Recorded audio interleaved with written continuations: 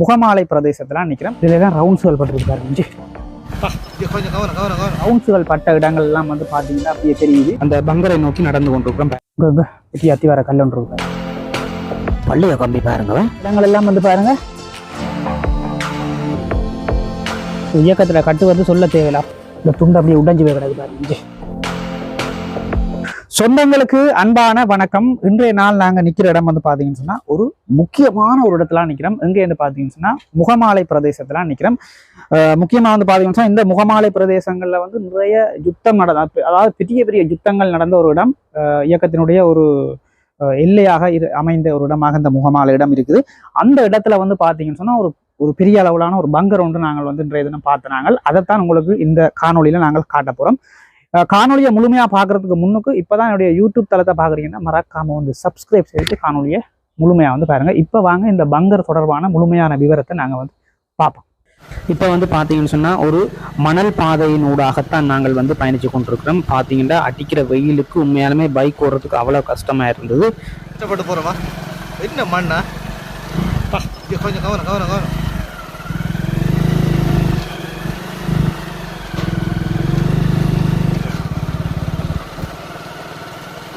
வீட்டுக்கு மண் தேவையில்லை போலையா? மண் தேவையில்லை, மண் எடுக்க தேவையில்லை, ரோட்டே இல்லைண்ணா.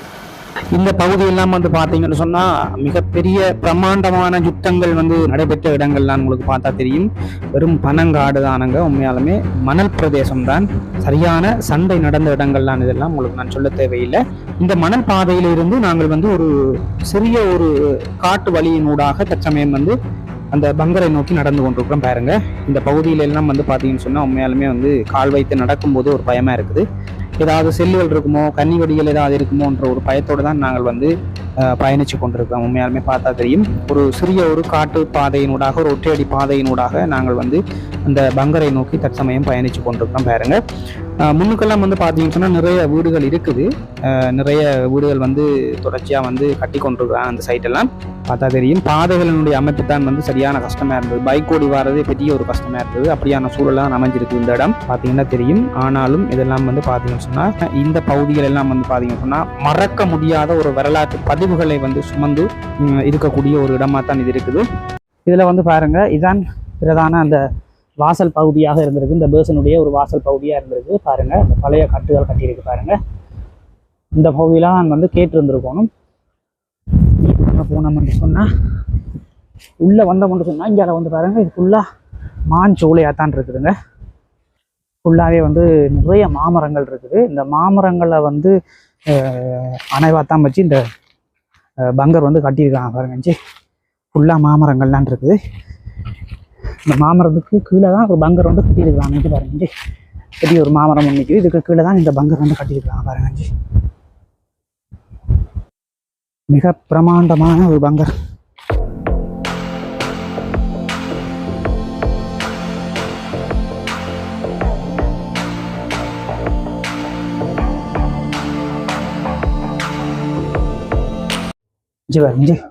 படி மாறி போய் அப்படியே போகுது உள்ளுக்குள்ளே.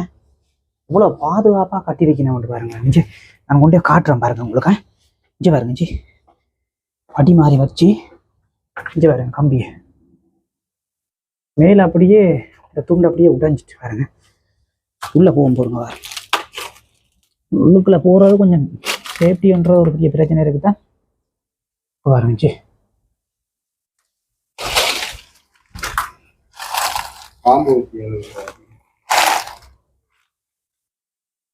இப்பயும் சரியான ஸ்ட்ராங்காக தான் இருக்குது கட்டிடமா.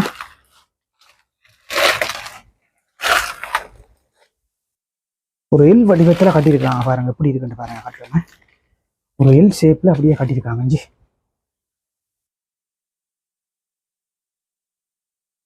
நாங்கள் வந்து இந்த ஊரில் இருக்கிற ஒரு ஐயா ஒரு வழக்கம் கூட்டிக் கொண்டு வந்துடுறாங்க. எங்களுக்கு சரியான இடங்கள் தெரியாதானே, அவர் தான் கூட்டிக் கொண்டு வந்தாங்க. அவர் தான் எங்களுக்கு காட்டி கொண்டு விடுறாரு. பாருங்க, ரவுண்ட்ஸுகள் பட்ட இடங்கள் எல்லாம் பாருங்க. பிடிக்கும்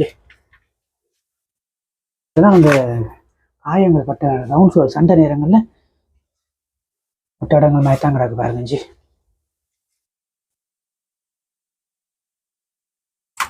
எல்லாம் சரியான சண்டையில் நடந்த இடம். என்னையா கடைசி உக்குற சண்டையில் நடந்த இடங்கள். இந்தியாவில் வந்து வீடு ஒன்று இருக்கு. ஏனையா இது வந்து ஒரு வீடு ஒண்டி இருந்திருக்கு பாருங்க. இது வந்து படி, நீங்க பாக்குறது வந்து படி. ஒரு வீடு ஒண்டி இருந்திருக்கு பாருங்க. மாமரத்தால் அப்படியே மூடுபட்டு இருக்கு இந்த வீடு. இது வந்து இதுக்குள்ள பாருங்க, இந்த பழைய கட்டட கல்லுகள் எல்லாம் கிடக்கு பாருங்க. இந்த அத்திவார கல்லுகள் எல்லாம் இதுல கிடக்கு பாருங்க. பெரிய ஒரு இயக்கத்துல பேர்ஸ் இருந்த ஒரு இடமா தான் இருக்குது. நிறைய மாமரங்கள் நிக்குது. அதனால இது வந்து எல்லாமே வந்து அவங்களோட பேர்ஸ் இருந்த இடம் மாதிரி தான் கிடக்குது. பாத்தீங்கன்னா தெரியும் பாருங்களேன். இந்த பங்கரோட அமைப்பை வந்து பாருங்க, எனக்கு அதான் ஆச்சரியமா இருக்கு பார்க்குறதுக்கு. அதோட ஷேப்பே வந்து வித்தியாசமா இருக்குது. சரியான பாதுகாப்பான முறையில் கட்டியிருக்காங்க. இங்கே பாருங்க.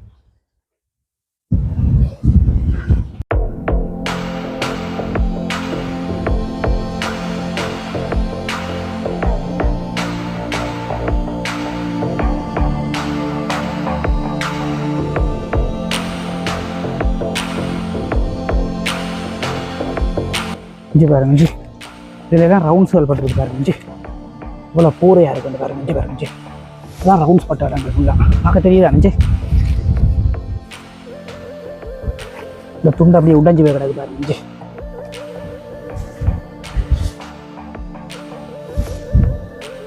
இப்படி இருக்குன்னு பார்த்தீங்களா? இந்த ஏரியா முழுக்க வந்து பார்த்தீங்கன்னு சொன்னால் முகமாலைன்னு சொன்னால் உங்களுக்கு தேவையில்லை. இதான் இயக்கத்தில் லைன் இருந்த இடங்கள். இந்த இடங்களில் வந்து சண்டை வந்து அவ்வளோ உக்குரமாக நடந்த வித்தியாசமான அமைப்பில் தான் கட்டியிருக்காங்க. ஆக பெரிய பங்கரண்டு இல்லை, இருந்தாலும் மிக பங்கராக இருந்தாலும் பிரம்மாண்டமாக தான் இருக்குது. ரவுண்ட்ஸுகள் பட்ட இடங்கள் எல்லாம் வந்து பார்த்தீங்கன்னா அப்படியே தெரியுது. இந்த கம்பி எல்லாம் வந்து பாருங்க, ஹெவி கம்பி தானே. இப்போ கூட இப்படியான கம்பி வரதான்னு கேட்டால் இல்லை, லோக்கல் ப்ராடக்ட் எல்லாம் வருது. இல்லை, அந்த காலத்தில் இந்த 20 mm கம்பி எல்லாம் வந்து பார்த்தீங்கன்னு சொன்னால் அவ்வளோ பிளப்பான கம்பி. அதே மாதிரி இந்த கட்டுகளாக இருக்கட்டும், இந்த கல்லுகளாக இருக்கட்டும், எல்லாமே வந்து அவ்வளவு பிளப்பாக கட்டிருக்காங்க. இப்போ கூட ஒரு 20 பேர் சேர்ந்து உடைக்கட்டும்னா உடைக்கிறதுக்கு எத்தனை மாதம் எடுக்க மட்டும் எனக்கு சொல்ல தெரியாது. அந்த அளவுக்கு பிளப்பாக வந்து உண்மையாலுமே கட்டியிருக்கிறாங்க. என்ன தெரியும் பாருங்க, ஒரு இந்த இடங்கள் எல்லாம் வந்து பாருங்க, இந்த பெரிய கம்பி 20 mm கம்பி, அந்த காலத்து கம்பி சொல்ல தேவையில்லை, அவ்வளோ பெரிய கம்பியை வச்சு கட்டியிருக்கிறாங்க. இங்கே பாருங்க எப்படி இருக்குண்டு. அதோட அந்த இதான் அந்த வாய்ப்பகுதி அங்காலயம் இருக்குது. ஒரு எல் வடிவத்திலாம் இருக்குது பாருங்க. ஆனால் சரியான பிள்ளைப்பா தான் கட்டியிருக்காங்க. உண்மையாலுமே பார்த்தீங்கன்னா தெரியும். அப்படியே மெதுவான இந்த பக்கத்தால் இந்த பீமை பாருங்க, எப்படி இந்த கட்டு வந்து எவ்வளோ அகலமாக வந்து கட்டியிருக்காங்க பாருங்க. இயக்கத்தில் கட்டு வந்து சொல்ல தேவையில்லை, அப்படி தான் கட்டியிருக்காங்க. இது ஒரு எல் வடிவத்தில் இது போய் அப்படியே அதுக்குள்ள அமையுது. நான் உங்களுக்கு வேறு ஆங்கிளில் காட்டுறேன் பாங்க.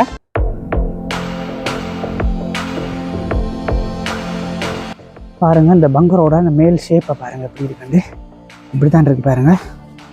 வெட்டி ஒரு காட்டுத்தான். உண்மையாலுமே வித்தியாசமான முறையில் கட்டியிருக்காங்க. நான் மேலே இருந்து உங்களுக்கு காட்டுறேன் பாருங்க. இஞ்சி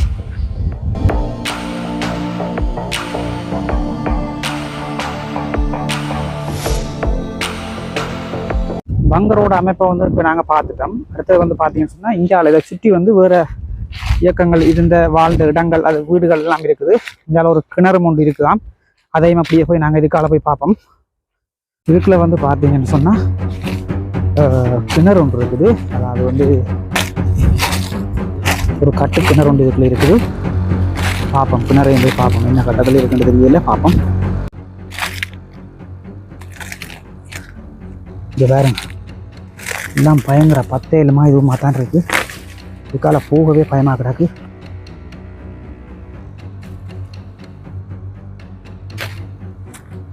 இங்கே ஒரு பள்ளைய கிணறு ஒன்று இருக்கு பாருங்க.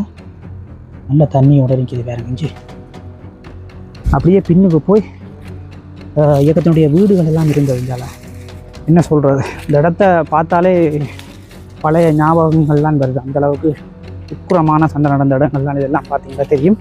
ஃபுல்லாகவே வந்து பனங்காடு தான்.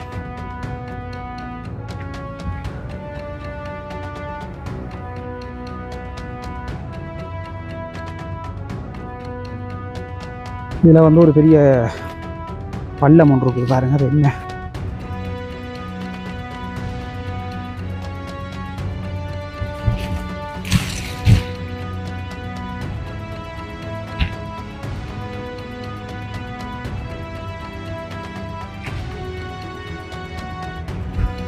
இதில் வந்து பாருங்க ஒரு பழைய கொமாண்டர் கம்பி ஒன்று இருக்கு பாருங்க. இது வந்து யுத்தம் நடந்த காலப்பகுதியில் பயன்படுத்தப்பட்ட கொமாண்டர் கம்பி தான் போலாட்டாக்கு. ஏனண்டா பாருங்க இவ்வளவு கரல் பிடிச்சி போய் கிடக்குன்னு சொல்லி பழைய கம்பி பாருங்க.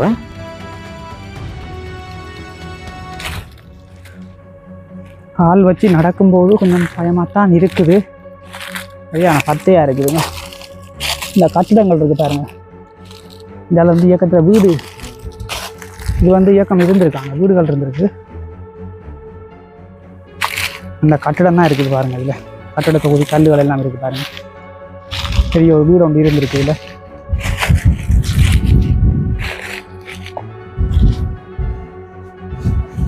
இது இதில் வீடு இருந்திருக்கு பாருங்கள். இது இங்குள்ள பனை மரங்கள்கிட்ட கேட்டிங்கன்றாலே தெரியும். உண்மையாலுமே வந்து இங்குள்ள வரலாற்று கதைகளை வந்து அதுவே கதையாக சொல்லும் உங்களுக்கு. அந்த அளவுக்கு இங்கே நிறைய வரலாறுகள் புதைந்து கிடக்கிறது. உண்மையாலுமே நாங்கள் சொல்ல வேணும்னு சொன்னால் பல வரலாற்று கதைகளை வந்து தன்னகத்தை சுமந்து இன்றளவும் மௌனித்து கொண்டிருக்கிற ஒரு பிரதேசமாக இந்த முகமாலை பிரதேசம் வந்து காணப்படுகிறது. பார்த்தா உங்களுக்கு தெரியும். இந்த பகுதிகளில் வந்து பார்த்தீங்கன்னா இன்னும் நிறைய பங்கர்கள் நிறைய விஷயங்கள் இருக்குன்னு சொல்லி சொன்னாங்க. எங்களுக்கு இது ஒன்றுதான் வந்து பார்க்கக்கூடிய வாய்ப்பு கிடைச்சிது. மீண்டும் வந்து நாங்கள் சந்தர்ப்பம் கிடைக்கும்போது இந்த பகுதிகளில் வேறு ஏதாவது தடயங்கள் இருந்தால் கண்டிப்பாக உங்களுக்காக பதிவேற்றம் செய்கிறதுக்கு தயாராக இருக்கிறோம். ஆகவே மறக்காமல் எங்களுடைய யூடியூப் தளத்தை வந்து சப்ஸ்கிரைப் செய்து வச்சுக்கொள்ளுங்க. நிறைய காணொளிகள் இலங்கை முழுவதுமாக நாங்கள் வந்து நிறைய காணொளிகள் வந்து சுவாரஸ்யமான காணொளிகள் எல்லாம் போட்டு கொண்டிருக்கிறோம்.